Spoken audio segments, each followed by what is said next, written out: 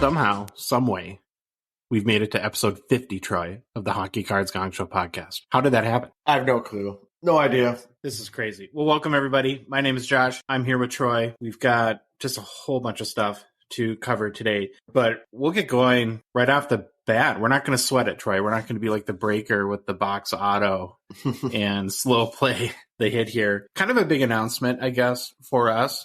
I will be joining Jeremy Lee on, we think, a weekly show covering the end of the PWCC weekly auction, specifically the hockey cards that are closing. It'll be on Jeremy's channel on YouTube. It's live. So that's terrifying, Troy. Notice that you weren't at the front of the line to volunteer for that one. Nope, you can handle that. Like I said, I have a face for radio. I think it'll be somewhat similar to the show that Jeremy does for the premiere auction each month. I think I'm billed as officially the co-host, but let's be honest, maybe you can call me the Draisaitl if Jeremy Lee were McDavid, or if you think Draisaitl is too much Troy, maybe the Ryan Nugent-Hopkins to Jeremy Lee's. What about the Mike Smith? Oh, yeah. In all honesty, if you were Mike Smith, you'd be on the bench, so you wouldn't be doing anything. Well, we'll see. Yeah, I don't even know where Mike Smith is. We ever find out what's going on? Anyways, I don't know. That's not here or there. It's a big honor to be asked to do it. Jeremy is what I think I kind of call him like the hockey card oracle. He seems to be the fountain of knowledge, knows everything and anything about hockey cards. If you have a question, right, he's probably one of the first people that I would go to. So it's a really great opportunity for not only for us to promote our show a little bit, of course, but to learn a lot from Jeremy along the way, and really, really excited about it. The live thing, hopefully we do well, or that goes okay, because the show is very much edited and really not live. So we'll see how that goes. I think the plan is to maybe bring on some other guests down the road, maybe even a Troy appearance if we can twist his arm onto the show at some point. We'll see that, or we'll see how that goes. But, and I think like why to do it, another reason is I think between us knuckleheads, Troy and Jeremy, we both really want to help drive more attention to the hockey card hobby, its best cards, its place, and really expose it to, I guess, to more people. And I think that this is one way that we both figured that we could partner up and do that. So yeah, it should be fun. The weird thing is about this whole ordeal is it's kind of this weird time vortex right now where we're talking about it before we do the first show, but by the time people are listening to this, it'll be after. I don't know how to digest that, but so hopefully I did good, but I haven't done it yet. We'll see what happens. We did mention right off the bat that this is episode 50 of the Hockey Cards Gongshow podcast. It's kind of mind-blowing to think about. I don't know if in a million years, Troy, we'd ever thought we'd get to 50, let alone anyone listen to our show, when back in the end of May, we bought a couple microphones and thought we'd give talking about hockey cards a little bit of a try. Yeah, I'll throw it to you first, Troy. What kind of stands out to you about the first 50 or this whole experience so far, as you maybe reflect a little bit on how we got here? If I reflect, it's like, I think the most surprising thing is that we made it to 50. I think you're going to mention this, but I was thinking about this too when, you listen to the first couple. I can't. It's kind of painful to listen to those, and I feel like we've gotten better. I hope so. We've done a little better on the most recent episodes, but yeah, it's been amazing. I think one of the biggest parts is just the people you meet, the community, the feedback. We had right away a lot of people giving us feedback on stuff and what they liked, what they didn't like. And we've reached out to them even and asked for feedback now that we keep going and have these established relationships. So I think overall, I'm super surprised we made it to 50, but I love it. And it's been awesome. Yeah, hopefully I think I was actually listening to in another podcast, Lex Friedman podcast, we had Mr. Beast on, and Mr. Beast talked about that same concept where he's like, if every year, 10 months or 6 months or something like that, if you go back and listen to your old content and you don't think it's horrible, then it means that you're not progressing. So like you said, maybe that's a good thing. The thing that comes to my mind right away in reflecting on our 50th episode is just gratitude.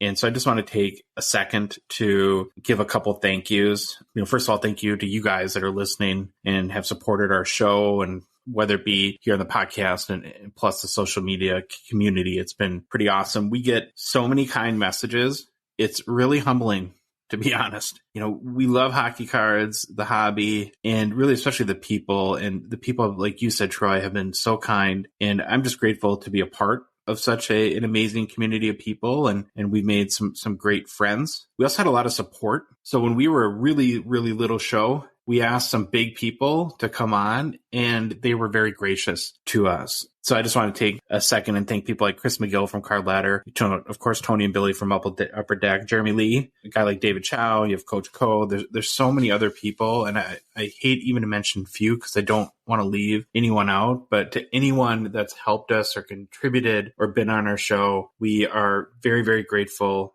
And we'll definitely try to pay it forward in any way that we can do that. Then next, real quickly, Troy, it's anyone that support us via Patreon. It still blows my mind that people are so supportive and are willing to help us cover the expenses of producing the show and really enable us to do it. And so thank you guys from the bottom of our hearts. And then finally, want to thank our sponsors, PWCC and Stand Up Displays. They took a chance on us. It's not easy to be the first sponsors of any kind of business or show, and they've been fantastic and super supportive and really, again, want us to help to produce a better show and help to grow the hockey card hobby. So really grateful to them. Yeah, I was going to mention, we talk about the experience about going back and listening to our old episodes. And I do have on my notes that we do get every day. If you look at our kind of reports, we see that people are listening to our first episode. And so about a week ago, like you were talking about, Troy, I guess the curiosity got the best of me. And I went back and I don't think ever listened to the first episode. And I don't think I made it 3 minutes, and I wanted to die. So it's just crazy to think how far you and I have come in a short period of time, and we're going to work to get better. So sorry to be a little bit long-winded again, but we just wanted to share our gratitude and thanks. We tell people all the time that the show is really a happy accident. There was no master plan. There was no plan at all. On a whim, we thought it might be fun to try Hockey Card Podcast because, again, we love the hobby, and we felt like that hockey card content was underrepresented. And believe it or not, well, you probably believe it, there still isn't a master plan to what we're doing. We're just riding the wave. And I guess, the best we can say is we promise to take you guys along with us. All right, last thing before we get started is a reminder that the Hockey Cards Gongshow podcast is a Patreon podcast. We rely on support like you to help us cover expenses, continue to produce more and better hockey card content, and help us fund initiatives to grow the hockey card hobby in even a small way. Right now, you can become one of our first 99 supporters for $5 a month via Patreon and forever have that title. It's super easy to do. All you got to do is go to the Patreon website, patreon.com,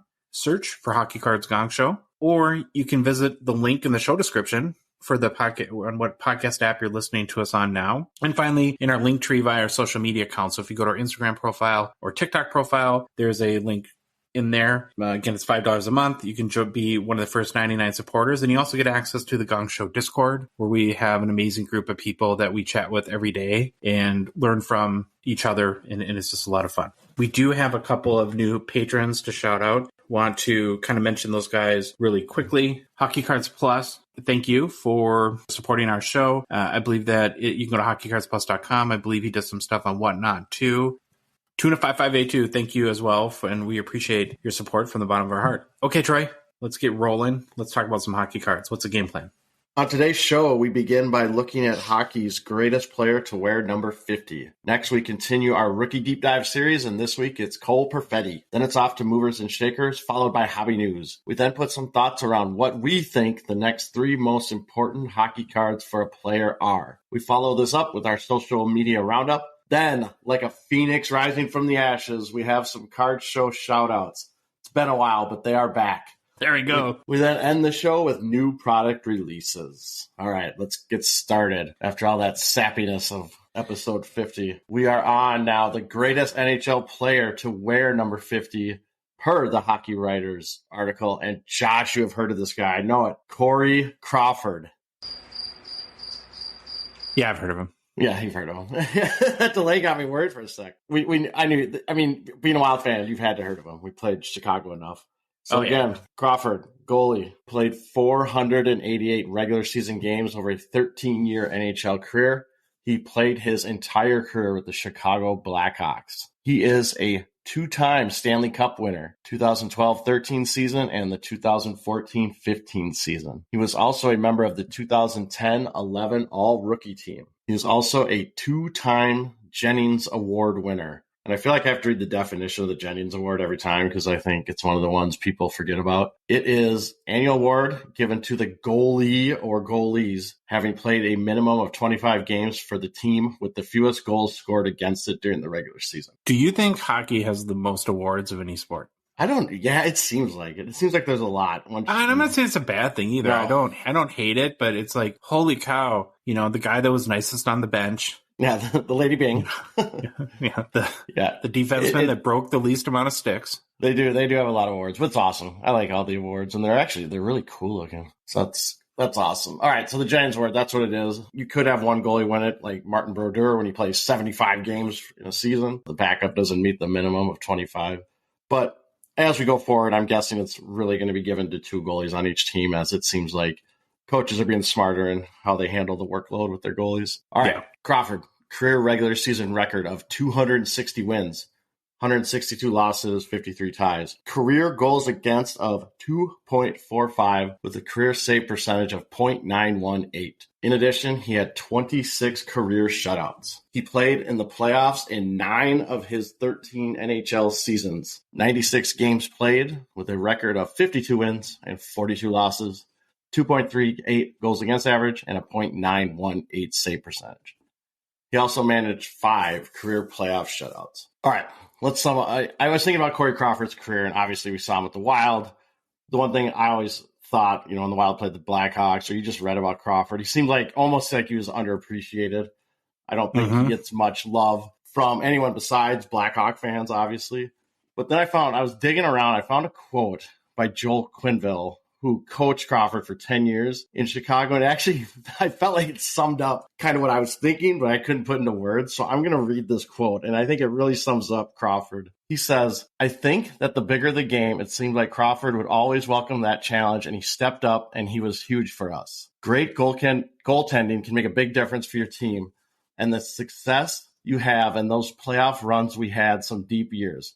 Crawford was a big part of the reason. We won a couple cups with him, and I think that he might have been under the radar as far as his appreciation goes around the goalie world, but maybe under the radar a little bit too much because we had an appreciation that he really was a big factor for our team." I don't know that no better way to say that. I think that really sums up Crawford's career and what people thought of him. I was just thinking as you were kind of reading through his accomplishments and statistics that what I remember of him is, and I could be totally wrong here, but was that he was not good in the regular season typically, right? Or not as good, and then really stepped it up in the playoffs. Yeah, he was definitely... I just feel like that there was articles like, oh no, what's going on with Crawford? It seemed at some point every regular season, and then by playoff time, nobody could score a goal on him. Yeah, he was definitely better in the playoffs, but I don't think his regular seasons were bad. He had 30 wins. 1, 2, 3. I'm just looking at it right now. He had 30 wins like 7 times, it looks like. And the only seasons I see where he had more losses than wins was at the end of his career, which kind of expected, getting towards the end. But maybe he was. It was like that middling goalie that just no one really, he's doing his job. But I think being on that team with the studs that they had probably doesn't get enough credit for what he actually did to help them win a couple cups. Well, yeah, and that's the other thing that came to mind is that for a goalie that won a couple cups, won the Jennings Award, whatever stock you put into that.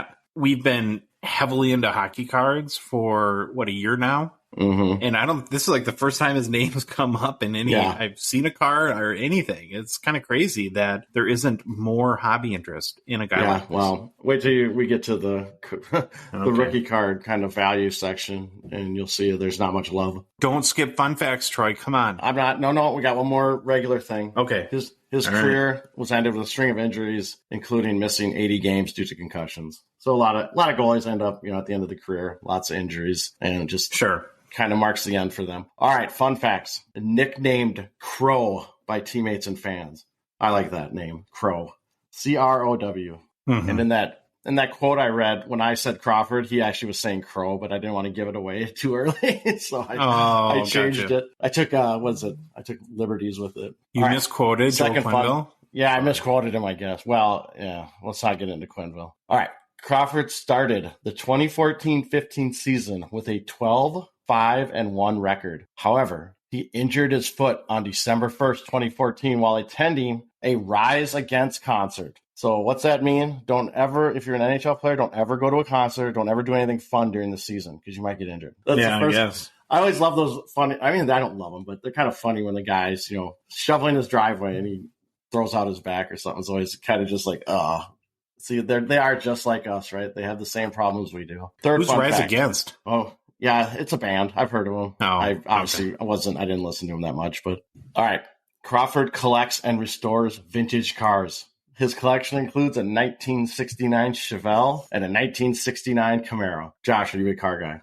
Muscle car guy? I like him, but I don't know anything about him. No, I like them. My dad can take apart a car and put it back together. I've seen him do it and have all the pieces laying there of the engine and put it back together. And I get none of that skill or talent at all. So I know nothing about cars, except I like exotic cars. When you were a kid of the 80s and 90s, Lamborghinis, Countach, and Porsche 959s and all that. Oh, the Magnum PI Ferrari, Troy? That thing was... Oh, that was sweet. BA. All right. Oh, yeah, go.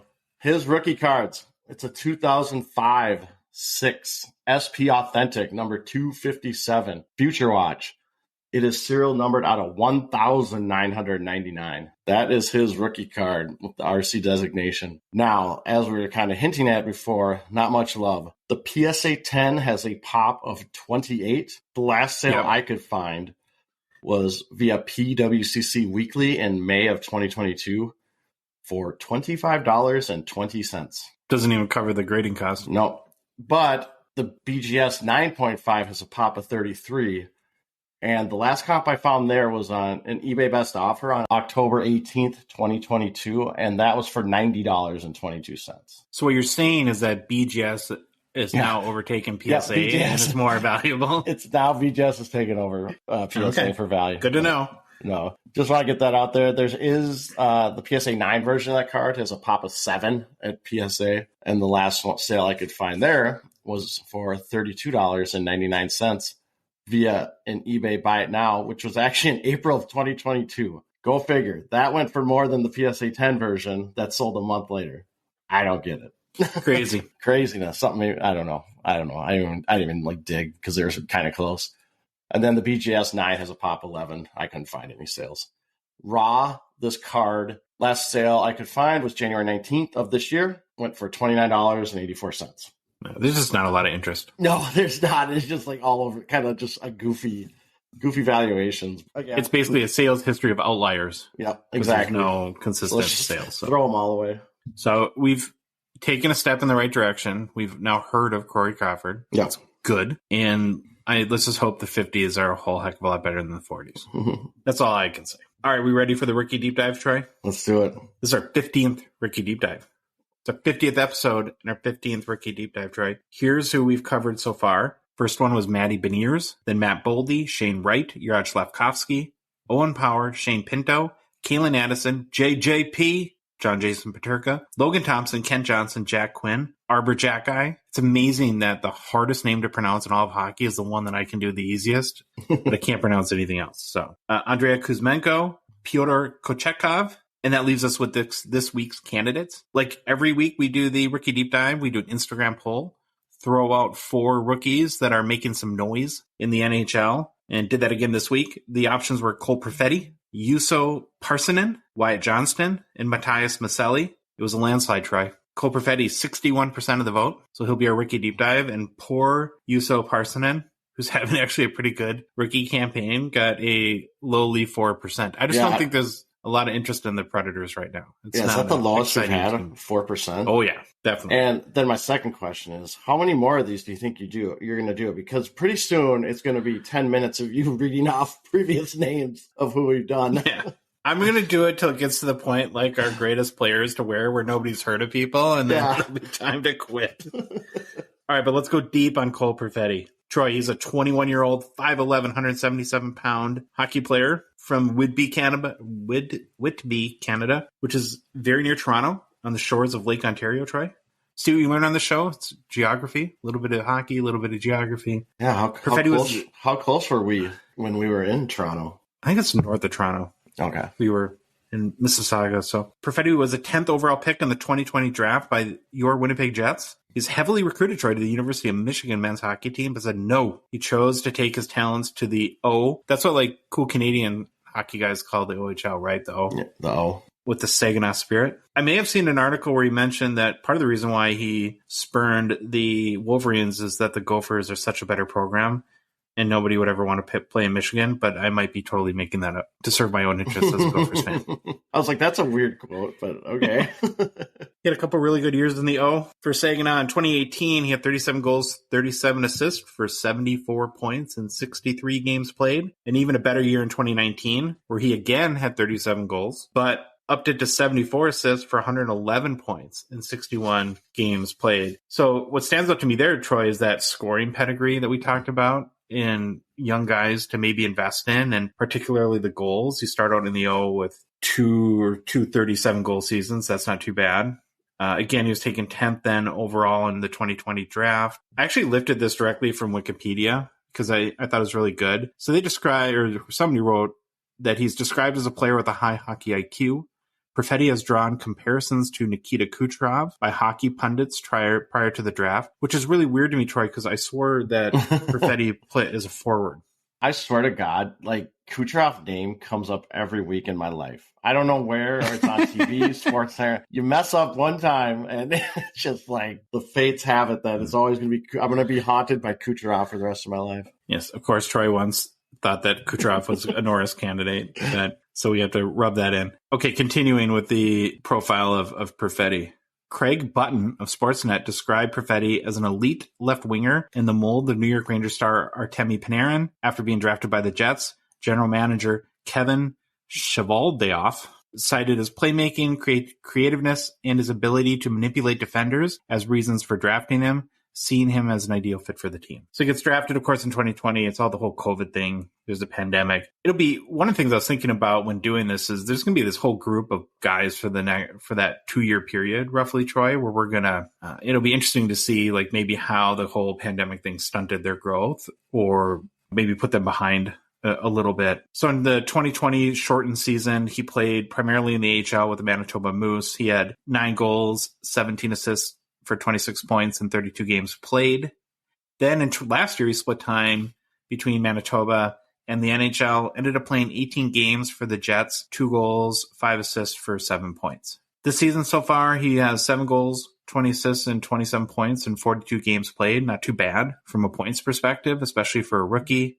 Love to see more goals, I guess, though, as a hockey card investor. But maybe that's something to look out for in the second half of the season. If he can kind of pump up his scoring a little bit, his goal scoring a little bit, that maybe his cards might go on a little bit of a run there. He has been playing lately on the Jets' first line with PLD, Pierre-Luc Dubois, and Kyle Connor. That's a pretty good group to be playing with, and I think a good sign that he should have plenty scoring opportunity. He's also been on the second power play unit. Looking at his hockey cards, Troy, because, well, this is a hockey card show, you can pick up his 2021 Young Gun PSA 10, pop 473 with a 61% gem rate for about $50 to $70 range. It's kind of flat over the last month or so. So if you're a buyer, you want to be a buyer, I would try to target the 50 to 55 range and not pay in the 70 range because it seems like that's where the sales vacillate from. His 2021 Young Gun Raw goes for about $9-10 US. Cole Perfetti, Troy. Cole Perfetti. I like you brought up the Manitoba Moose. I believe at one point the Moose were in Minnesota at one time. Oh, yeah. I think that's right. Okay, before we move on to movers and shakers, I want to make a quick mention for stand-up displays. Quick reminder that a custom card stand or 2 or 3 will make displaying your cards at home on your Facebook or Instagram way better. So much better.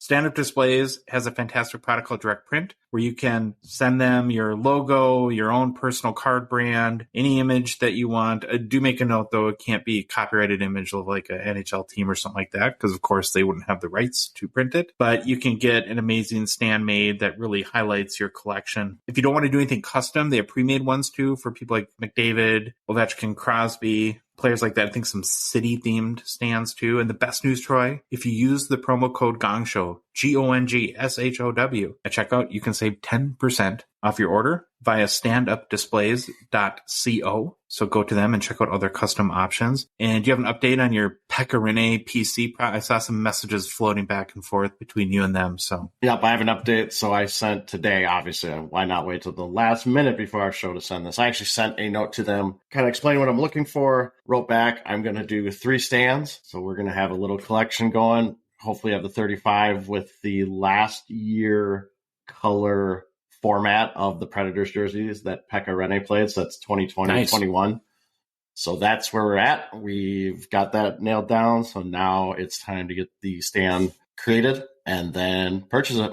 So that's where we're at. Then we'll see some pictures soon, maybe of your Pekka cards on social media. All right, time for movers and shakers. As always, who's hot? We're going to start the 50th episode with the guy who just scored his 500th goal. Some synergy there, right? Steven Stamkos, Troy.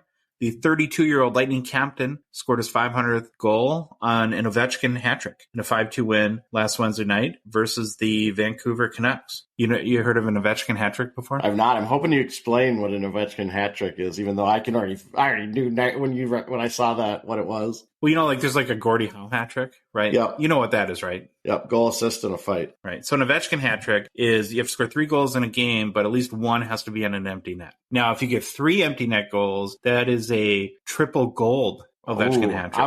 I was going to say that's a pure or natural Ovechkin hat trick, because I think they call it if you get 3 goals in a row, you get the pure net. Well, actually, let's do that. If you get 3 empty nets as a triple gold. Well, yeah, because I got a silver trophy that I give to every player that gets one of those. So, that just makes sense. Yeah, he did have an empty netter, just poking fun. Maybe that'll catch on. In the past couple weeks, though, Stamkos has 6 goals, 5 assists for 11 points in 7 games played. On the year, Troy, he's up to 23 goals, 31 assists for 54 points in 45 games. Now, for his career, kind of throwing a lot at you here, but I think it's pertinent. He's surpassed 500 at 504 goals, 522 assists for 1,026 points in 967 NHL games. So he scored 1,000 points in less than 1,000 games. That's not bad. And I wanted to kind of run through all of that because this guy just perplexes me. And it makes me think that sometimes this hobby is just super weird. I'm not sure I'll ever understand why the hobby just doesn't care about him. Yeah, it's kind of amazing. All right, so let's break this down a little bit, okay? He's a multiple Stanley Cup winner, 2-time Rocket Richard Trophy winner. He's in his only his ninth year as a captain of the Lightning, right? We say all the time that the hobby loves goal scorers and doesn't love the assist machines, Troy. Amongst active players, Stamkos has the 3rd most career goals, only behind Sidney Crosby and Alexander Ovechkin. He's a Canadian, right? Canada, birthplace of hockey. They love their Canadian players. And although he's played for a while, he only had 106 points last year, 42 goals as part of that too, and 500 goal score. So I don't get it. I just really, really don't understand. All right. So we'll look at his hockey cards and, this will color in, I think, why this is so perplexing. So since he broke the record, there's been very little activity on his rookie cards after getting to the 500 goals. If you look at his 2008 Young Gun PSA 10 Pop 377, it did last sell for $593 on January 16th, but there hasn't been a single sale on a 377 Pop card since he had 500. Now, a note on that 593 US sale is that it was up sharply from its previous sale, which was 410 back at the end of December, but I would just think you hit a huge career milestone like that, you would have people more actively buying your cards. And it's not just the PSA 10, Troy. If you look at the BGS 9.5, Pop 932, last sold, it did, one of these did sell on the day he broke the goal or hit the 500 milestone for 300 US. It was up pretty sharply again from 228, which it had sold for a couple days prior. There's 2 sales we can point to that show an increase. But in general, given all that I read off about this guy, what really, I think, kind of really hammers the point home is looking at just his total card activity, right? So I looked at from when he broke the record on the 19th through basically today, and and I did this through Card Ladder sales history, a whopping 32 cards have sold since he broke his record. In that same time period, Troy, 45 Alexis Lafreniere cards have sold, right? So there's a 50% more interest in Laffy than in the active player with the 3rd most goals. 98 Mo cards have sold in that time period. 58 Tage Thompson. So it just brings you back to that. why do people not care? It doesn't, there's nothing that other than, so I kind of like wrote down, is it, maybe the market? Do you think that has something to do with the Troy? That it's the market doesn't help. I mean, that's all I know is the market doesn't help. Tampa Bay, not the hockey hotbed. Is there something about like his play style that you could point to, that or his personality, that he seems like a really kind of straight cut, nice guy, right? That's what that's what I've always thought of. He's not cocky. You don't see him taunting people or anything like that. So maybe that hurts him where his personality isn't in your face or out maybe. there. And I'm actually not even sure what could happen at this point to change this, right? He's a 2008 rookie, so he's been around a while. Yep. He's already won a Stanley Cup, right? And maybe a Hart Trophy or something. Yeah, that's the only thing I was looking at, his awards. It's not that big, 2-time Cup, 2-time Richard, maybe a Hart Trophy in there. I think I would put this in one of my personal biggest hobby mysteries. Would you? Oh, yeah, for sure. Like look at this guy's stats. And then look how much you can get a PSA 10 card of his for. It's just craziness. Or even the BGS at $300, which is pretty, hasn't been that high in a long time. So yeah, and he's still fairly young. I mean, he's 32. Well, looks like he'll turn 33 in February. But he's still fairly young, and it's not like his productivity is declining or anything. Well, he should at least get to 600 goals, you would think, if he plays 3 more years, something like that. But all right, so who's hot is Steven Stamkos, the hockey player, but not Steven Stamkos, the card. So next guy, Troy, you're gonna run with goalie time. Martin Jones. Goalie time. Martin Jones. And I put his age down. I don't know why I put his age down. Was I trying to make some point? I don't know. He's 33. So I wrote that down. However, in the month of January, Jones has been on absolute fire, which culminated with him being the NHL's first star of the week for the week ending January 15th, 2023. So if we're looking at the month of January through January 21st, Jones has a record of 8 wins, 1 loss. He has a 2.22 goals against average and a .916 save percentage with 2 shutouts. Those are pretty good numbers. This streak included a 7-game winning streak that was broken up with the loss to the Oilers on January 17th.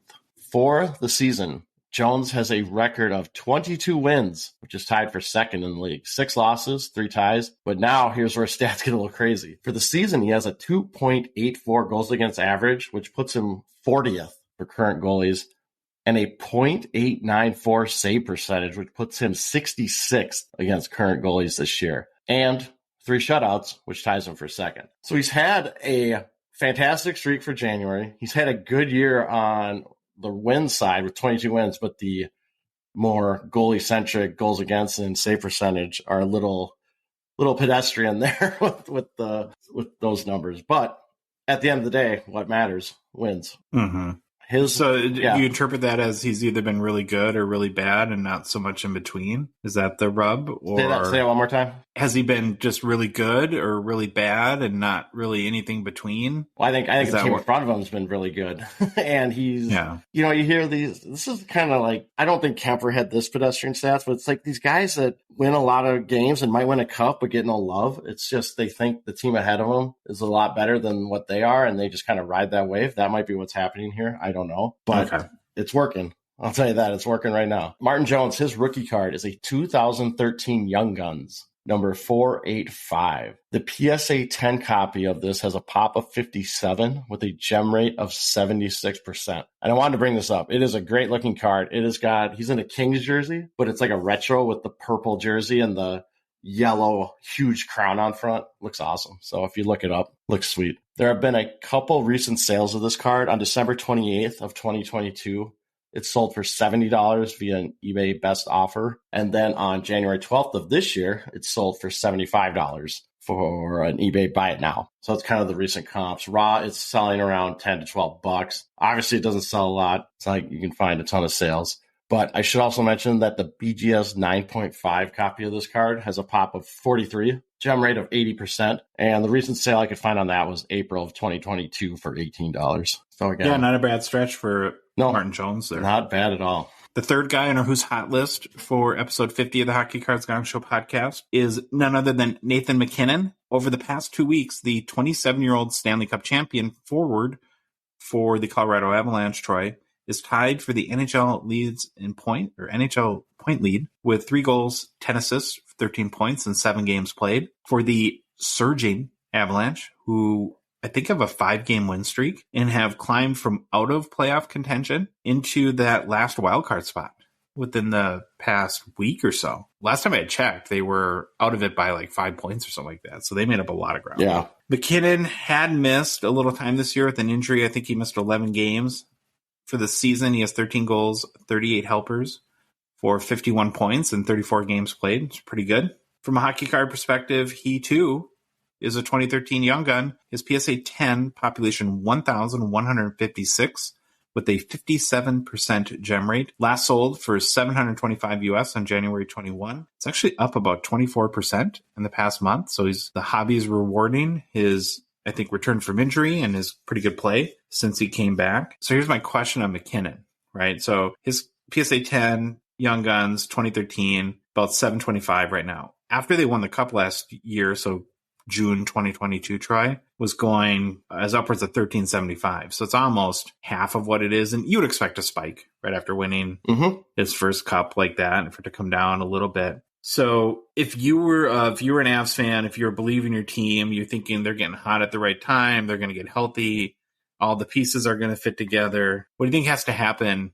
for if you were to get in the 725, 750 range for this to be $1,000 card again this year? Do they have to go deep in the playoffs? Does he have to play amazing? Is it just, do you think, a pretty big risk at this point and you're staying away from that? I think if they win the cup, it gets back there.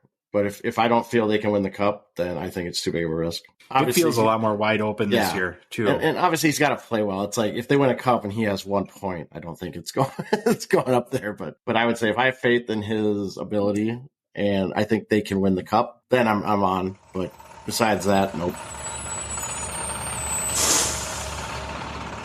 All right. It's never late, Troy. The struggle bus is here. And okay, let's gonna climb on here and yep. Makes a lot of sense to me.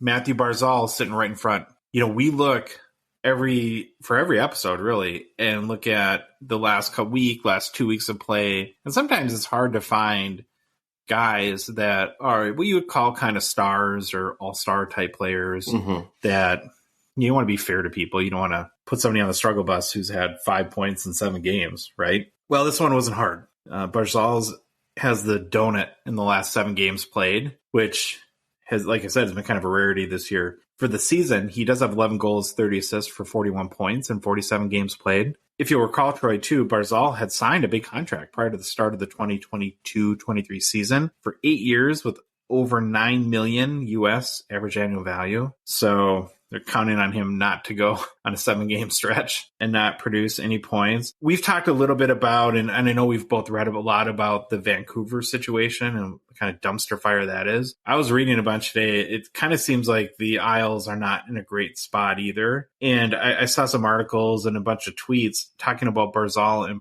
particular. And there's one tweet this morning that said in the past, I think it was 6 games, he's been on 4 different lines. And in this season, he's had 12 different line combinations. So it's like they just can't seem to figure out who can play well together and can produce. And one area of struggle for him is, I know he's a first unit power play guy just for the whole team. This blew my mind, Troy. As of Sunday, when we're recording this, they're 3 for their last 52 power plays.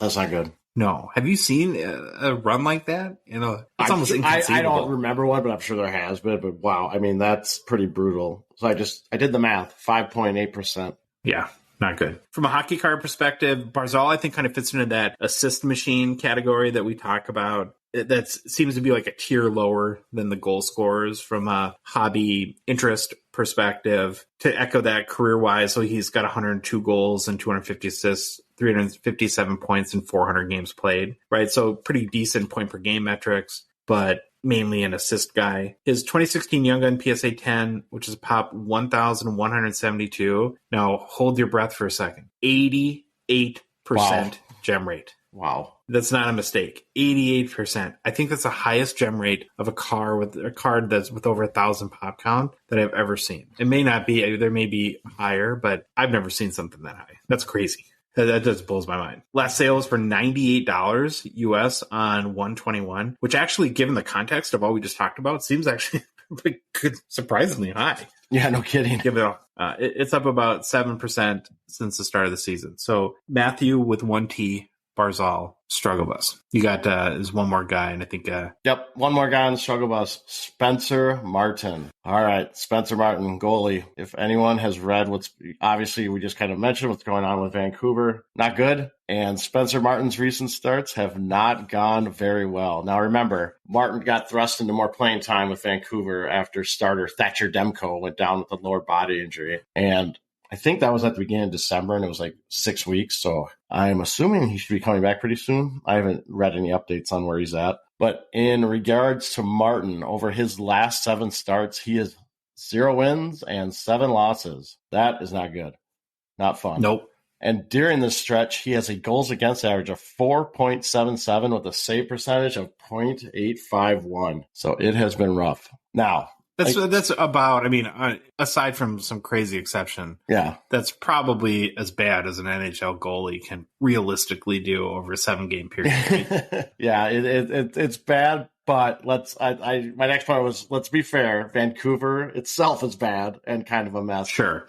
But from a record standpoint, they're not the worst ever, Vancouver. It's just you get all this ancillary information of what's going on and reports from the locker room and doctors handling injuries wrong and coaching staff. GM seems like it's a mess, or the upper management office is kind of screwed up. But anyways, so Martin, 0-7 his last 7 games. For the season, now this is important. So he's 0-7 in his last 7, but for the season, he is 11 wins, 12 losses, and 1 tie. Still got paltry, high goals against average, 3.89 goals against average and a .877 save percentage. Just think about that. His season was actually going pretty decent until that 7-game losing streak. Because you take out those 7 losses, he'd be 11-5-1. And I don't know what the goals. I didn't do that, but still high goals against and low save. He just fell off the rails. It seems like. Yeah, it seems like. Okay, as a goalie coach, when you have a goalie that goes through, I imagine like it really gets in their head, right? Oh yeah. Just what do you do as a coach to? Because it's for a guy like that to have this bad, unless they've got like a torn hamstring or something like that, and it's got to be. What, 85% mental? Yeah, a lot of it is mental, and just every goal they just think, oh my God, I'm never going to stop another puck. I always consider it, you see sometimes with goalies where they have really tough time just gloving a puck, and it's almost like the yips. Like, right, catchers can't throw the pitch or the ball back to the pitcher. It's kind of the same thing. They just get in their own head. It's totally mental. It's not physical. Is there like a baseball comparison too, where they say like hitters at times are like seeing the ball really well? Oh, yeah. Where do you say like goalies are seeing the puck well? Oh yeah, we say it looks like a beach ball. Yeah. All right, and now, we got Martin, we went through his stats. All right, and I think this might be a Gong Show first, Josh, but that would be expecting us to remember a lot of our own show, which we obviously know does not happen. But true. I do not believe we have yet had a player we have talked about that has no PSA or BGS graded cards. Wow. Welcome to Spencer Martin. I couldn't find any. Hurry up and grade your Spencer Martin. I guess. I count 1. Yep. I looked and, you go to BGS, it's like, boop, nothing, or it gives you an error message. It's like, in PSA, I couldn't find anything. If you go to Trading Card Database, it lists his rookie as a 2016-17 Fleer Showcase, number 128, out of 399. But again, I couldn't find any sales of it or anything. Now, he does have AHL cards and some Canada Junior cards or World Junior cards, which actually do sell here and there, not a lot. But I actually couldn't find that rookie card, or else I completely missed it. I couldn't find anything there. But then again, I couldn't find any graded cards of him. And again, he's older-ish. I want to say 27, I think it was, if I remember right, what his age is. But that's not so old that... No. It's not like he's a 2002 rookie or anything like that.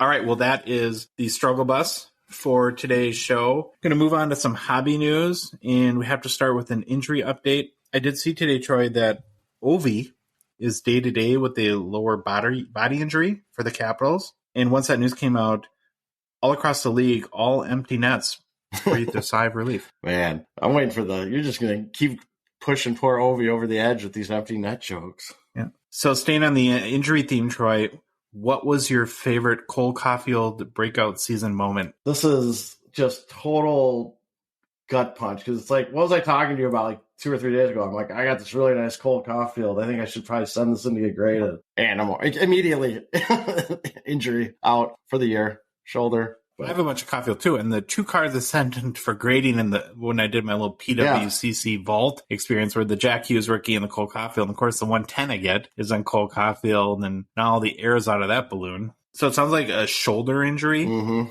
Going to miss the rest of the season, which is a super bummer for, of course, any Canadians fan or collector, and honestly for the whole hobby in general, because Caufield has been, over the last couple months, a big-time performer in the hockey card market. And you combine that with Slavkovsky going on IR, it's just not looking good. The other kind of note that I had is, I don't know if it's just me and I'm just paying more attention to it, but it seems like shoulder injuries are all over the place right now. Yeah. And one thing that I was wondering is, and this might be oversimplification, Troy, but Caufield's 5'7", 175 pounds. And what I wonder about the 5'7" too is, so like in the basketball world, right, any listed height is about 1 to 3 inches taller than the player actually is. Does that happen in hockey too? I mean, could this guy be like 5'6" and they just stretch? I always say the height's what they are on skates, but I don't know. Yeah. I think just, you bring up the size thing, I think it's from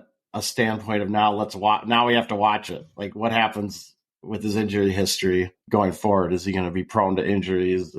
I don't think that's one knock on him, right? Small dude. But a lot of these young, exciting goal scorers are pretty small. Yeah. Like Zegras, right, he's a tiny guy in addition. So for the season, Caufield is having a pretty good year.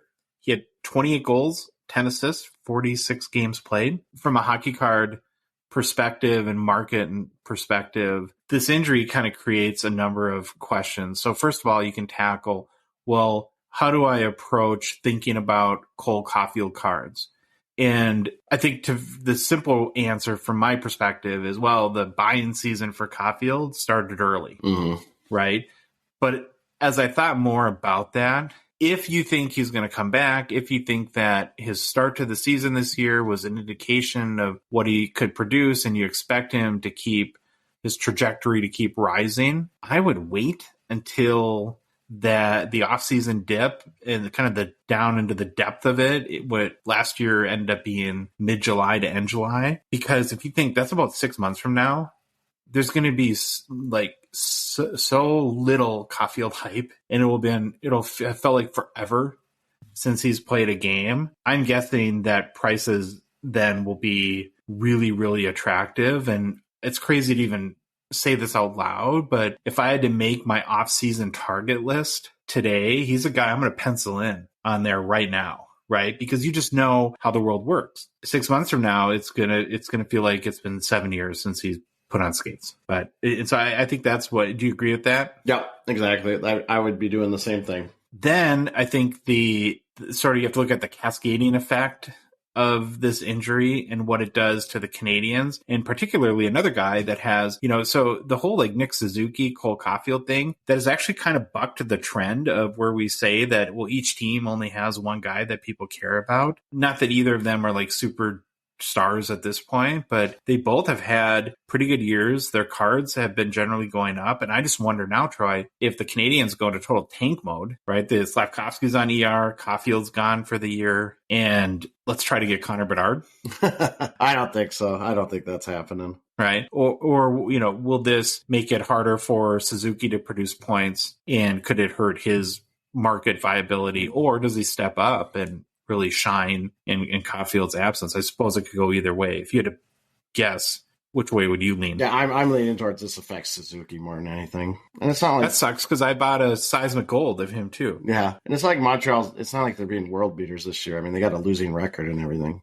Yeah, that's a big bummer. It's not good for the hobby. It happens every year though, right? There seems to be one case like this every year. From a hockey, like, what's the instant impact? So he's a 2021 young gun. His PSA 10 is a pop 1,052 with a 36% gem rate. So Matthew Barzal has an 88% gem rate, and Cole Caufield has 36. That's kind of crazy. It last sold for $482 US on January 19th. So that was right before his injury. We'll have to watch really over the next couple weeks to see what happens, but there hasn't been a lot of activity since then. This just came out. His 2021 Young Gun Raw last sold for $72 US. It's kind of at the bottom of the range it has been at. If you look at over the last month, it had been selling in the $70 to $100 US range. So, but honestly, it can only go down, right? And I think that's what anyone can expect at this point. And it's now a game of, like I said earlier, if you're a believer in Caufield, how close to the bottom can you get in and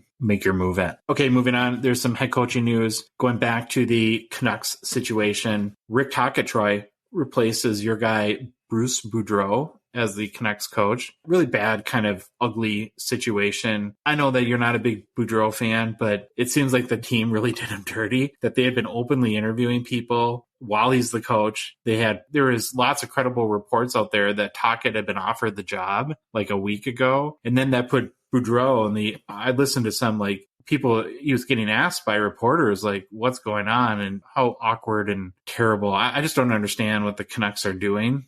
And it's just not a good way to treat people. But they did pull the trigger today and let Boudreau go, and then immediately hired Tocchet to replace him as coach. From a hockey card perspective, I don't know if it has that much of an impact. We'll see how Tocchet's style will affect guys like Elias Pettersson or Quinn Hughes, maybe. But I think the bigger part of this, Troy, is that Tocchet's a mainstay on the TNT crew, right? Where we've talked a lot about how, hockey's back in the U.S. on a national TV schedule. You've got games split between ESPN and TNT. I think the TNT crew has done a kind of little better job of having an impact as far as culturally, and Bissonnette and Gretzky and other guys like that. So I think it'll be kind of interesting to see who they replace him with. Yeah, I'll say this. I'm not a fan of Boudreau, his coaching style, or how he was way too loyal to Stamkos Koivu from the Wild. However, this man does not deserve to be treated like he is right now.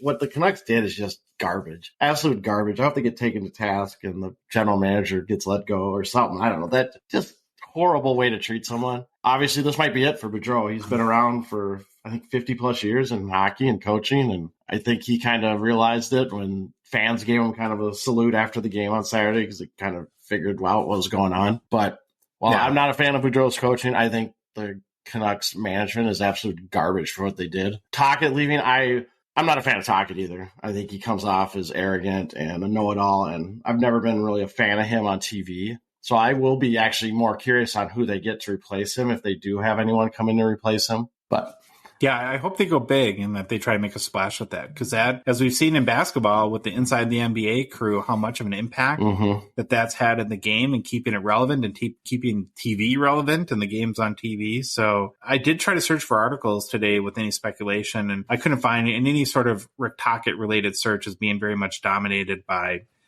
the coaching situation, which makes sense. It's got to be someone, though, that can play off Bissonnette. I mean, you got to use his talents and what he brings to that show. And I think Tocchet was good at pushing back on Bissonnette or getting into some arguments with him and stuff on things. But something about Tocchet and his personality, and it's probably just more me. It didn't jive with me that well. Mm-hmm. All right, I'm going to move on. There's some Kirill Kaprizov news, Troy. Kaprizov, well, it wasn't 500 like Stamkos. He did score his 100th NHL goal. Took Kirill the Thrill 180 games with your Minnesota Wild to reach this milestone. Certainly not a math show, Troy, but that's a 0.56% or goals per game average, in case you're wondering. I can look at your face, and I think you are. It is a little depressing, in a way, to report that this does move him to number 10 all-time in Wild goals scoring leaderboard. Yeah, the Wild haven't been around 100 goals. They haven't been around that long. Your boy, Troy, Marian Gaborik has the most goals in Wild history at 219. So I think it's reasonable to assume at this point that Dollar Bill Kirill will own that record someday,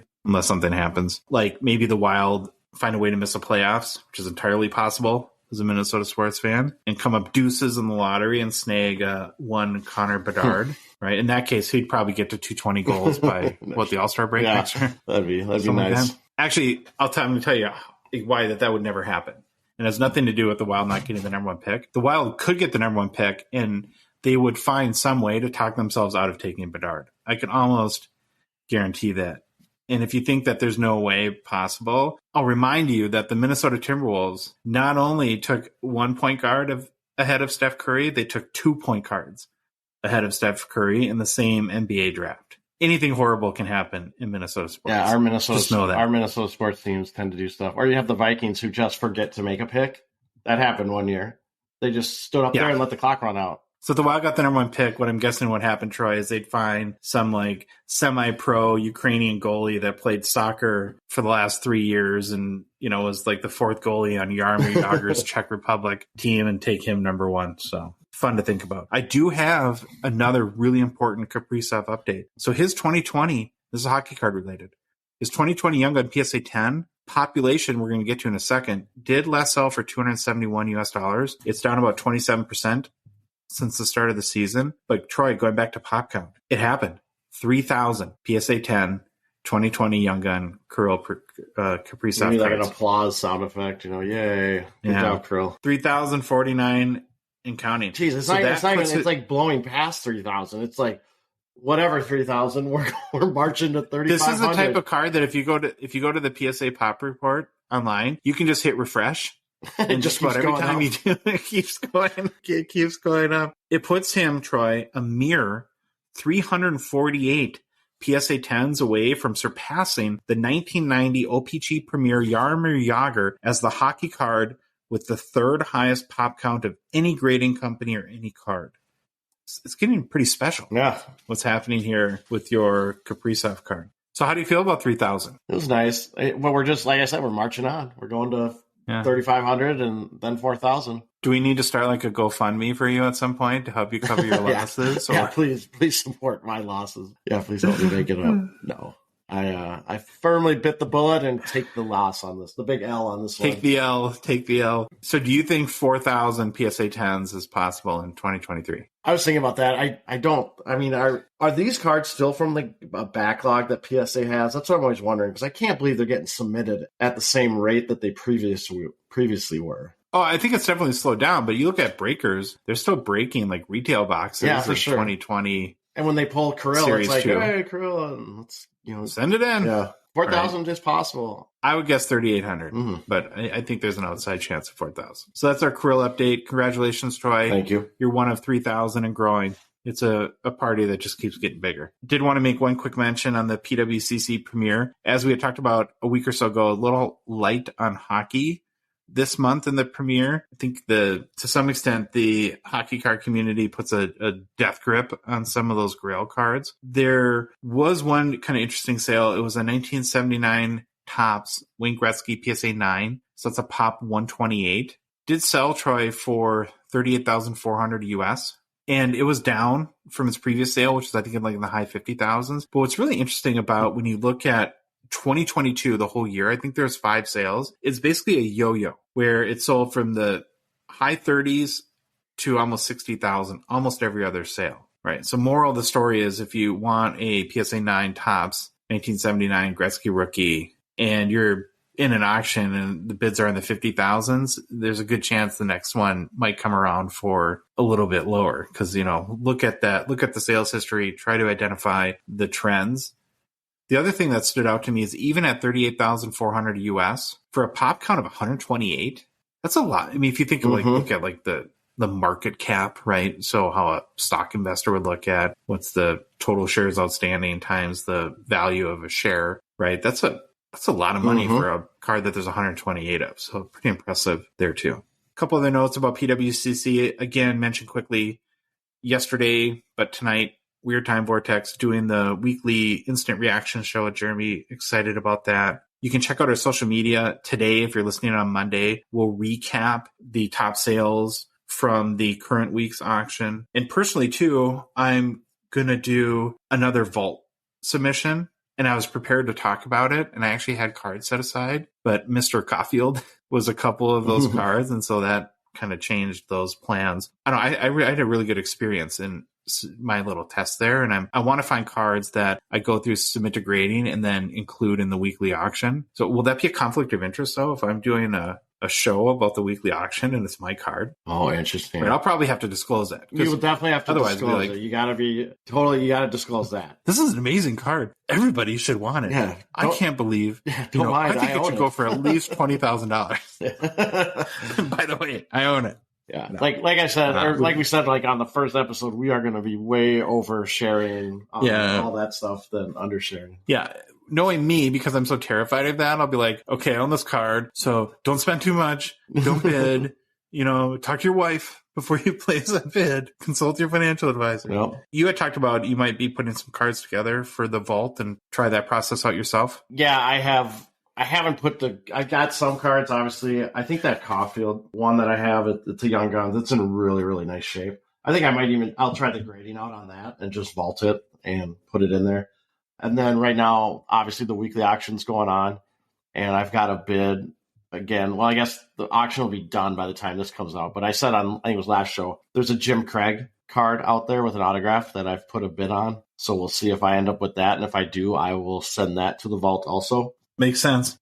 All right, Troy, now it's time to transition to what I think is going to be a really fun conversation that we actually started 10 episodes ago, way back on December 15th, where we went through criteria and kind of went and did a debate on what we thought are the 3 most important hockey cards for every player that kind of, I think, create the foundation of whether you're an investor or you want to PC a certain guy, that help you decide, okay, these are the cards, like the bedrock cards that I need to have for that player. We're not going to rehash that whole prior conversation. So if you want to kind of understand how we came to that, the Young Guns Future Watch Auto out of $9.99 and Cup RPA are the 3 most important cards. I would encourage you to go back and listen to episode 40 for that conversation. So as we pick it up, it's about what are the next 3?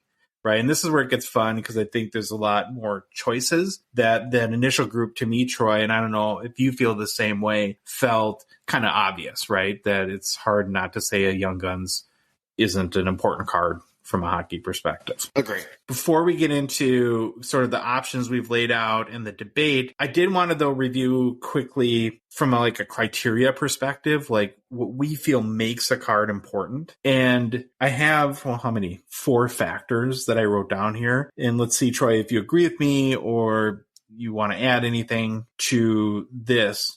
Factor number 1 is that a card isn't super replaceable and has a low replaceability factor, right? So if you have it today and you sell it or you trade it, how easy is it to get back? If it's low replaceability, it's really hard to get back. And from my perspective, that kind of enhances its importance from a collector's perspective. Obviously, like a base card would be out. And interestingly enough, too, you go back to the 3 most important cards where you have 2 of them, Young Guns and Future Watch Auto, actually are pretty replaceable. And but I think that, so in their case to be the most important cards, that's something that they had to overcome. Do you agree that replaceability is an important factor?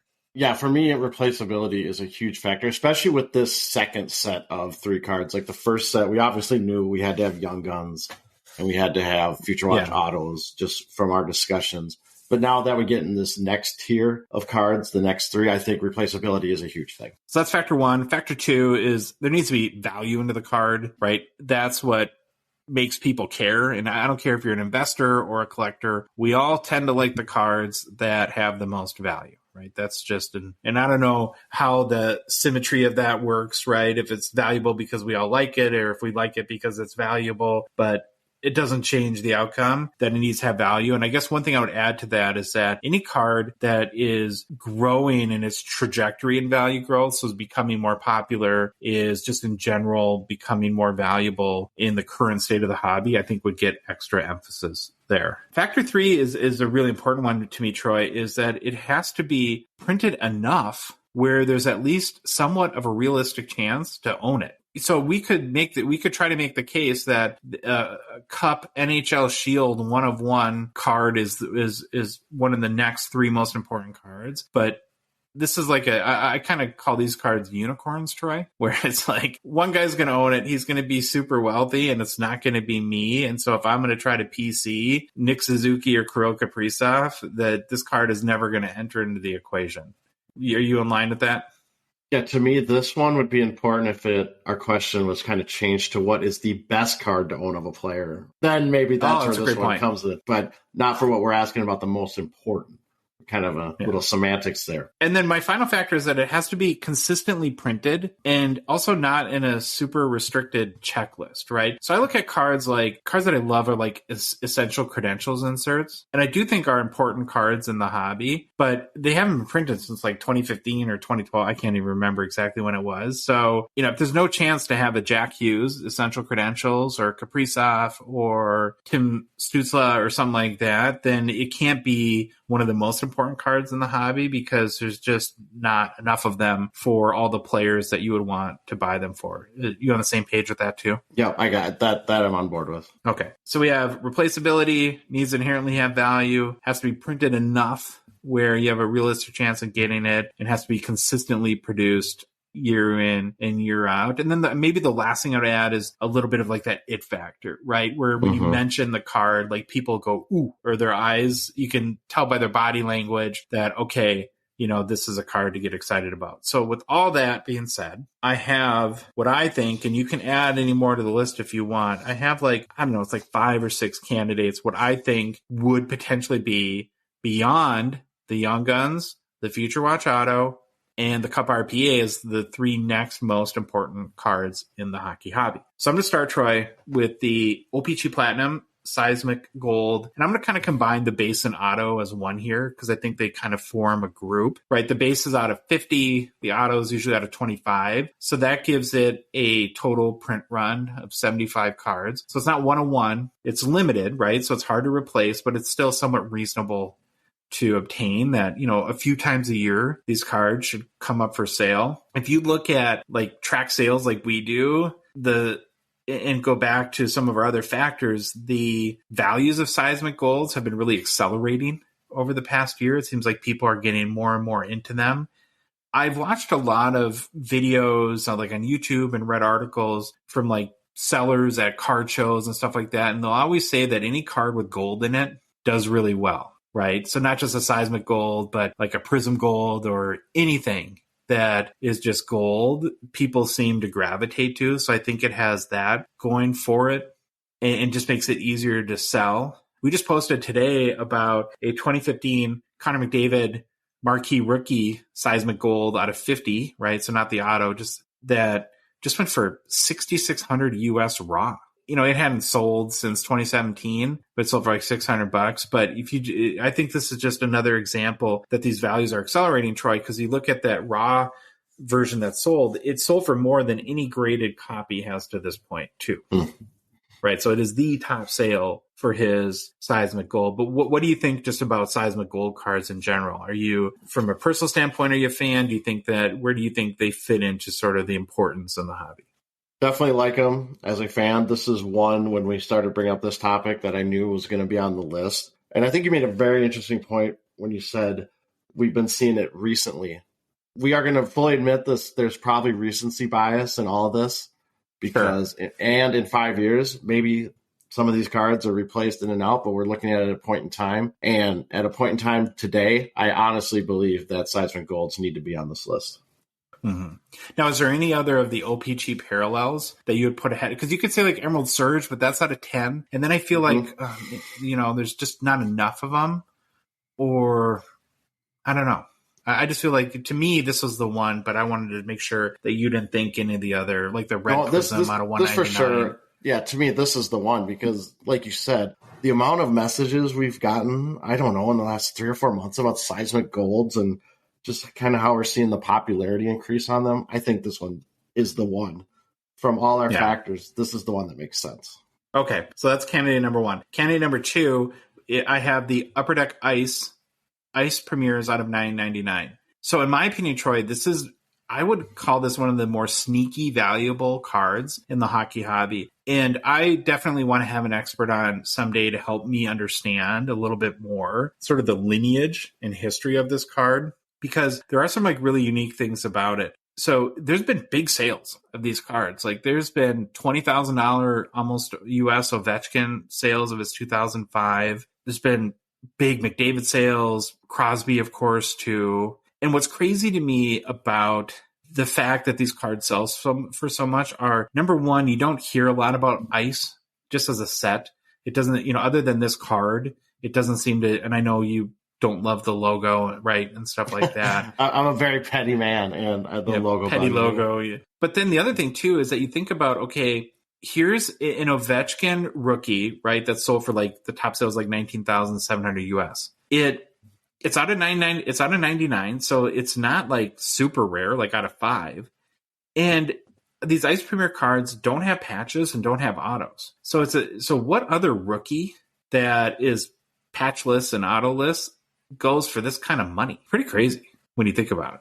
Yeah, I am gonna fully admit I don't know Ice that well. I'm actually looking at the sell sheet for the one that's going to come out. Right, 21-22 is the next one, I believe.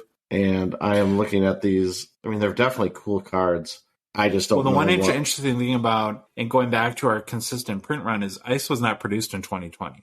Yeah, so it wasn't 2019. So there is like a Jack Hughes or Nick Suzuki, Adam Fox, right? Ice Premier's rookie, but there's no Kaprizov, Robertson, any of the 2020 guys, which could mean, and I think it's slated to come out in like the current holding date right now from Upper Deck for 2021 Ice is March. But it'll be really fascinating when that checklist comes out to see if they include all the 2020 guys as like updates in it. And that could be a pretty juiced set if that's the case, right? Where you'd essentially have, because if this is such an important card, you wouldn't just skip a whole. Yeah, I'm curious because I wonder. I'm just looking at the sell sheet, the Ice Premiers, and then it says level 2 underneath that, which I don't know what that means. I don't know if that's something that changed for this year. Well, what I think Upper Deck has been doing with tiers and their rookies is in print runs, right? So like level 1 will be out of $399, and then level 4 will ultimately be out of $999. Yeah, that makes sense because 2 is out of $249.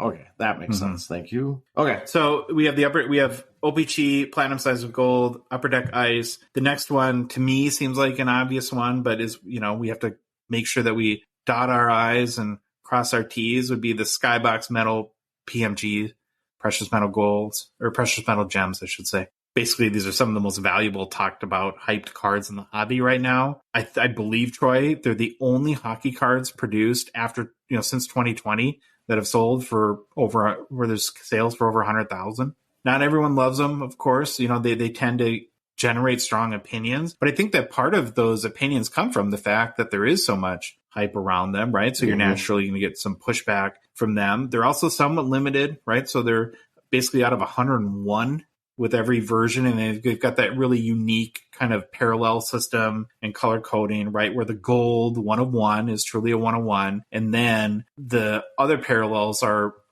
sequentially numbered out of 100, right? So the green is 1 through 10, and then the red is 11 through 100. It does seem like, an inconsistency of production from what I took away from Billy, and when we've talked to Upper Deck, I kind of feel like Skybox Metal, because it's done so well, is going to be printed every year for the foreseeable future.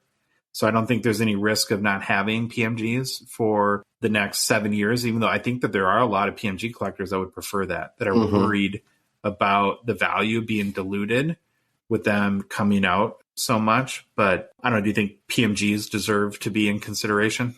PMGs definitely deserve to be in consideration. I have said this before. I don't like them. All right, I'm not saying I don't like it. I don't get it.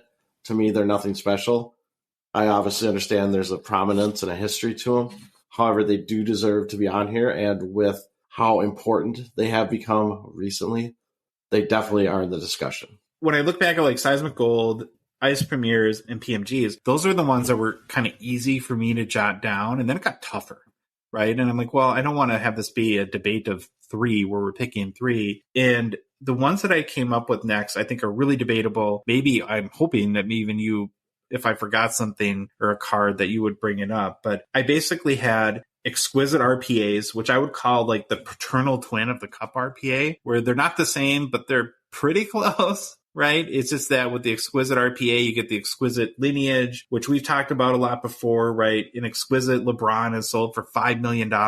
There's been 16 sales in the history of exquisite cards over $1 million, 163 sales over $100,000. So these cards have a huge amount of esteem in the sports card hobby. Like you look at, so I even took that a step further. I looked today, Troy, per card ladder, there's been 2,640 sports cards that have ever sold for 100,000 or more. 6% of those are exquisite, right? They have amazing patches. Like, anything that goes into Exquisite, you know is going to be the top of it. You're not getting a napkin patch in an Exquisite card. They have a really clean design. Based on all the sales history I just said, they're pretty bankable from a value perspective if you get the right guy. And holy cow, can they be? And this is a very subjective opinion, but I sent you that Jack Hughes, I think it was. And to me, it's like just a beautiful card in a piece of artwork. So I would throw that in there. Then I came up with like the Black Diamond Relics, right? They're unique because they have like the gems embedded within them. There's a lot of parallels though, so it gets a little confusing there. There's a legacy for these cards outside of hockey, kind of like Exquisite has. And then the other one I thought was like Ultimate Collection Debut Threads, which are out of 49. So they're probably the smallest print run I would pick. They do have nice patches, just like, they're more of a high-end card. I don't know. And it's kind of what's kind of weird about going through this exercise is that it gets really tough after you go through the real obvious ones to kind of figure out what's next. But is there anything that you would throw in the... Not off the top of my head, but I'm curious. You need to bring this up tomorrow with Jeremy, or tonight with Jeremy. Just go off on a tangent and ask what he would think. Because I am. Let's forget about the PWCC action, Jeremy. Let's talk about our dopey little thought exercise. It would be good to get perspective from someone that's been around for a while and doing this for a long time. But when we started this exercise, there's nothing here that surprises me, and there's nothing that I thought of that would replace any of these. But maybe that's just my own lack of knowledge. But I do like the list. And I've kind of thought about the next three almost. I kind of was thinking I need to make it like sign the same kind of tiering. Like I need this like entry level, mid, high end. But I don't know if that works with these since they're. Well, they're all pretty valid. Well, they're all, like a red PMG. Yep. Unless it's Connor Bedard, you can get a red PMG of if you're a Kevin Fiala fan or it's Matt Zuccarello, or I'm just kind of using wild guys and former wild guys because they're easy to come to mind. But it's not too bad. It's not too bad. I don't know. I just feel like, to me, it's Seismic Gold, Ice Premieres, which neither of us kind of get, but I just feel like they go for so much money. And even like I was looking at there's Jack Hughes raw ones that are selling for like $600-700 right now out of $999. Again, I go back to, that's a card that doesn't have an auto or a patch. That's a lot. That's commands a big price in the PMG. I don't know. What would your top three? What would your next three be? I think I'm leaning towards OPG Seismic Gold, or Platinum Seismic Gold, PMGs, and Exquisite RPAs. Now, my question on Exquisite RPAs, do you have any idea off the top of your head, like how many hockey players get that? I mean, if it's like 5 or 10 guys, then I think I throw it out. But if they have that's a good question. I didn't look at the checklist either. But if there's like a checklist of, 70 guys or something, maybe that makes a little more sense. I feel like it's fairly limited, and the number is pretty unique. Like the Jack Hughes one that broke the record was out of 86, right? So I don't know if it's like jersey number tied or something like that too. Yeah, so if that's the case, you'd have to go back to 2019 because, of course, that's right. I was trying to look it up, but yeah. So okay, so we're thinking about, or I'm thinking about the Exquisite RPA, and I looked it up, and it's actually from 2019-20 in the Cup. The Exquisite RPAs had a 42-player checklist. So it's not as limited as I thought originally, where I was saying like 5 to 10. So I think I'm leaning Seismic Gold, PMGs, Exquisite RPAs for my like high-end next three. Yeah. I think 42, you're onto something with that, because that's enough players, but there's not 80 like good rookies a year. And I think it's been part of the problems with the young guns. Right? They pump out 150 of these a year, and you do the math, and you're like, well, how many teams are there? How many players are there on a team? Wait a minute. That's a huge percentage of the players in the NHL, represented by young guns. So I would buy, what I'm trying to do though, Troy, is, I'm such an Exquisite fanboy that I want to say yes, and I don't want to just let my personal feelings take over. But so you think from a gravitas standpoint that the Exquisite is just going to kind of command.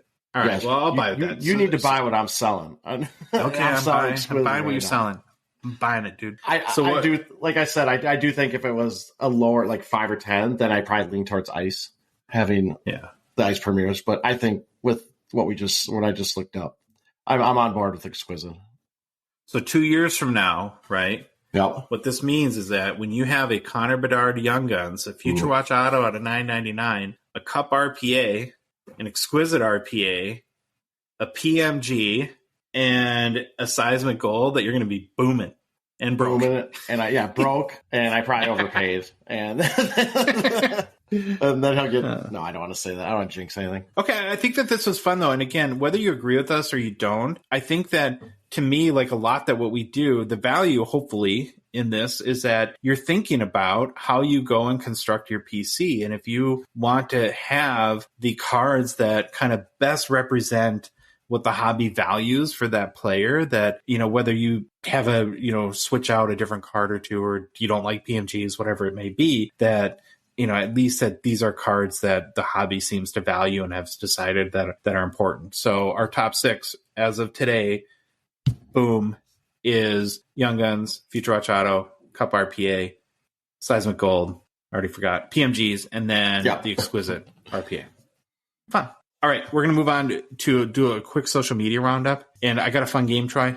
I want to play something new. We're going to try it. It's called In or Out. So basically, I'm going to go through some of the recent record sales or big first public sales that we've reported on. And you're going to let me know if you're in on that sale or you're out. Okay. Right, I think it's kind of self-explanatory. Make sense, though? Yep, as long as I don't have to give a reason. Right, well, might have to ask you that on a couple. So a 2019 Nick Suzuki Young Guns Canvas, BGS 10 Pristine, Pop 31, Troy, sold for a record $357 US. I think it's a couple weeks ago. It beat its previous high from a year ago of $281 US at $357 for a Canvas Young Gun BGS 10. Are you in or out? Has he learned French yet? What did you say? I said, has Suzuki learned French yet? Like that politician wants him to. That makes my whole decision. I don't know. No, I'm out. I think with what the record, that high sale, and then what's going on with that team, I don't know if he can. Yeah, I have faith in Suzuki, but I just don't think that card I would be out on. Mm-hmm. I think there's some questions, too, on the long-term viability of Young Gun Canvas. They seem better in the moment, but when you get 4 or 5 years down the road, does anyone really go crazy over the something for another day? Okay, next one. This was a first big public sale. The 2021 Metal Universe Mo Cider Retro Gold PMG 1 of 1, Troy, raw, sold for $5,301 US. You in or out? I'm out. I am running out the door, slamming the door, and running down the street into a dark alley because I have no fear and I don't care. I am out on the Mo Cider Retro Gold. I don't. All right. I don't. Like I said in the past, Mo Cider might be the greatest defenseman ever. I just think right now that's a lot of money for that card.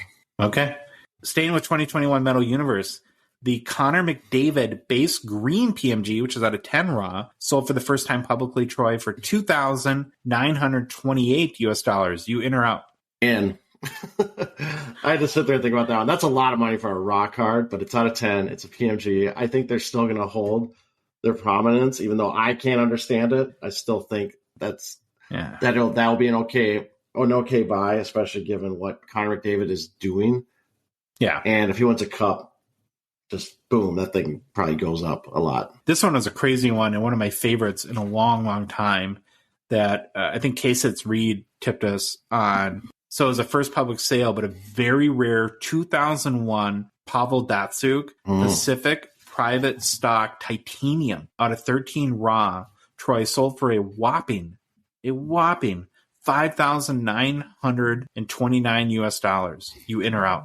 Probably out, because who knows if this card will ever be sold again. And I just don't know. I don't know that card well enough. And that seems like a lot of money for a Pavel Datsyuk, but given how rare that card is, holy cow. I don't know. I'd probably be out. All right, next one. The Jack, we talked about this in the last segment. The Jack Hughes 2019 The Cup Exquisite Collection RPA out of 86 raw sold for a record $1,825 US, beating its previous high of $1,425 set at the end of November. This is the card I sent you. Not trying to color your opinion, but I had googly eyes over it, but that doesn't matter. What matters, Troy, is are you in or are you out? In 100%. I think Jack Hughes is phenomenal. He's a superstar. That card was gorgeous, so I'm in.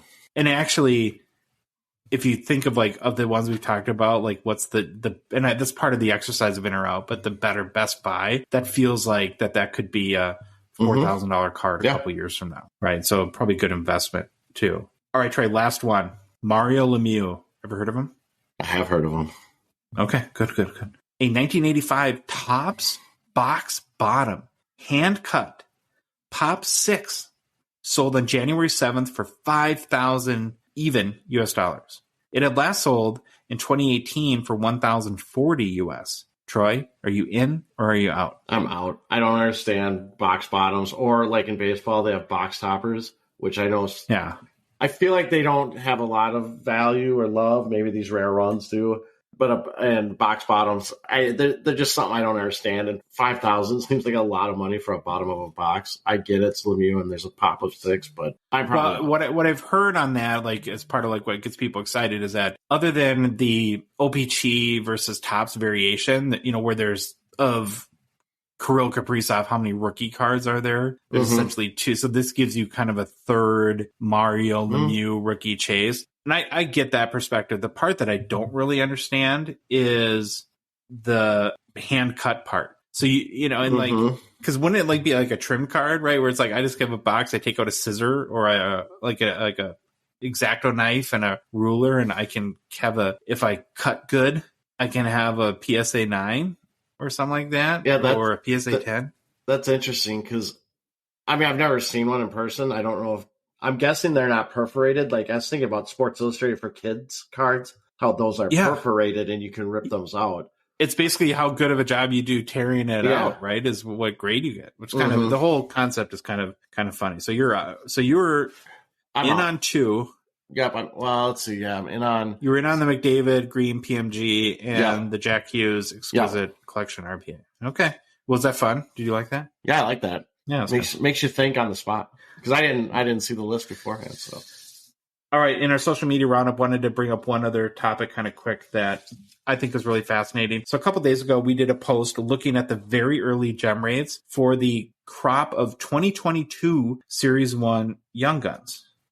And it looks, Troy, like the recent trend of Series 1 having much lower gem rates than Series 2 might be continuing. Of course, we don't know what Series 2 2022 gem rates are going to be since it's not out. But if you look at the past couple of years, Series 1 has been about 40 to 50% lower from a gem rate perspective than Series 2. So what I did is we did more in our social media posts, so you can find it on Instagram or Facebook. But I just did kind of the top 5 rookies. And so starting with Beniers, who has, as of right now, 86 PSA 10s, a 33% gem rate. Boldy, who has 66 PSA 10s, 34% gem rate. Owen Power, 57 PSA 10s, 41% gem rate. Marco Rossi at 55 PSA 10s, 40% gem rate. And then finally Ken Johnson, who has 31 PSA 10s, is a 34% gem rate. Feels awfully close to last year's Series 1, doesn't it? Eerily similar to last year's. Yeah, eerily similar.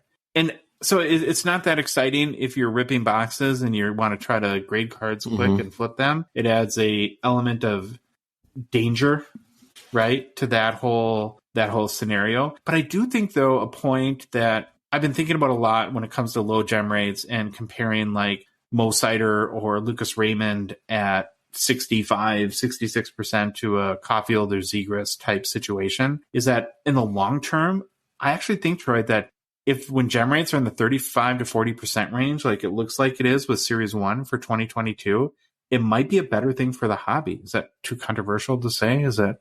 I think it's a better thing for the hobby or collectors in the hobby that are worried about like investments and flipping. Yeah, I suppose, and values going up. But yeah. But if you were just a collector, what's the difference between a PSA 9 and a PSA 10 anyways, right? If you're not worried about the value. But you might be a collector, but you still want the higher grade. Sure. Just, I don't know, makes you feel better or something. Well, and I've got a twist, or not a twist, but maybe like a little bit deeper level thought on this, that at least maybe other people is obvious to them, but I had thought of today. So when you have like lower gem rates, right, like in the 35, 40% range, it obviously keeps the gem mints, right, whether you're using PSA or SGC or BGS, lower, which you're not going to have the Kaprizov situation, like we joke about almost every episode, right? Now, though, right, think about this. Another huge complaint that we have had ourselves, and we've heard from a lot of others over the last year plus, is it's stupid that a PSA 9 isn't worth anything. And it's basically, in some cases, worth a raw card, or PSA 8's worth raw. I think that when gem rates are lower, it gives a better opportunity for a PSA 9 to have value, right? Because if you look at like Matthew Barzal at an 88% gem rate on his Young Guns, a PSA 9 is worthless to me in that scenario, right? But if you have a Cole Caufield who has a gem rate of 30-some%, or Matty Beniers is at 33%, and you play that out over time, where it makes that PSA 10 or the BGS 9.5 or SGC 10, whatever it may be, pretty exclusive and a lot of value, it should also, I think, raise the value of the PSA 9. Agree with that? I do. I was thinking about it, and it makes sense to me.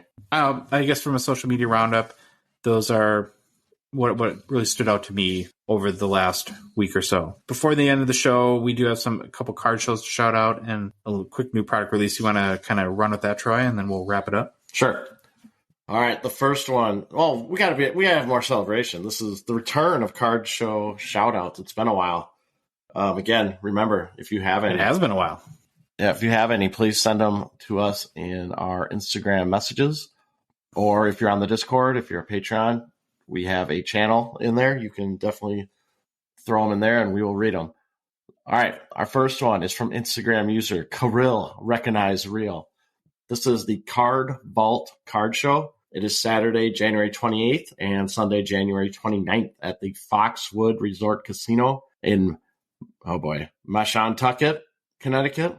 Times are 9 a.m. Awesome. What's that? You did awesome. Well, I figured it's something Tucket. I think you did. It's something Tucket. Times are 9 a.m. to 5 p.m. each day. General admission tickets are $10. In addition, they will have hockey-specific autograph signers. Looks like the current list is Gary Cheevers, Kevin Stevens, Marcel Dion. Johnny Bicek or Bicek? I always get that one. I always say it wrong, and I get yelled at. There are also... It's a scary one to look at. Yeah, it's those lots of consonants running together. But some of the non-hockey signers are Dwight Gooden, James White, Doug Flutie, Brian Scalabrine. Again, it's a Connecticut Northeast heavy list of teams that these guys played for. And again, all the hockey people, I think, Dion played for the Kings, I guess. Additional information and to buy admission and autograph tickets are available at the show's website, which is cardvaultshow.com. So that's our first one. Second one, we have two from Discord user Ty1.on.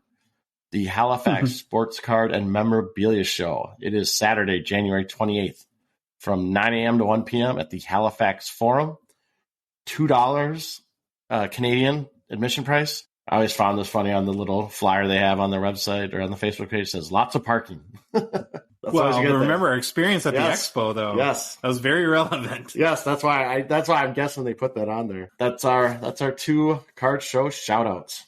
You want to roll through new product releases too? New product releases. Obviously, we've talked about it for the last couple weeks. 2022-23 Artifacts comes out this Wednesday. We went over the product in detail in our preview of it on episode 48. So please check out that episode if you want some more detail. All things pointing to a January 25th release date, which is Wednesday. We will be getting a box or two, and we'll give our impressions on Thursday's show. And it kind of feels like, and we've talked about this before too, we're getting spoiled with another new release so soon. So we're going to have two this month. Exactly 2 weeks from when 2021 Metal Universe came out. But like we said, if we want to complain and we want to sit there and say, how's Everdeck getting caught up? They're never going to get caught up. This has to happen. And it's going to happen in the future. If they do plan to get caught up with the release calendar, this is what we're probably in for I would say a lot of months coming up, but we'll see. Yeah, I don't feel the burnout as of this point. I'm pretty excited to see Artifacts. And it's not one of my favorite products. I think you like it a little bit more than I do. I definitely like it more than you do. Yeah, but I love any new hockey release. So, well, that is our show for today. Episode 50, Troy, in the books, in the can. I guess as I call it. If you liked the episode, please leave a rating or review on Apple, Spotify, or whatever podcast app you listen to us on. If you love the show, and honestly, it's impossible not to because Troy's on it, and you want to chat with us on the Hockey Cards Gongshow Discord server, support us, help us to grow and to be able to produce the show, please consider a $5 a month out of 99 support level tier on Patreon. You can do that by going to the Patreon website, Patreon, and search for Hockey Cards Gongshow. Otherwise, the link is in the show description to Patreon, or within our Instagram profile or TikTok profile, there's a link tree there, and you can find the link to Patreon there as well. Please follow us on social media, Instagram, Facebook, TikTok, Twitter, and YouTube. And Troy, the Hockey Cards Gongshow podcast is a production of Dollar Box Ventures LLC. We will see you all again on Thursday.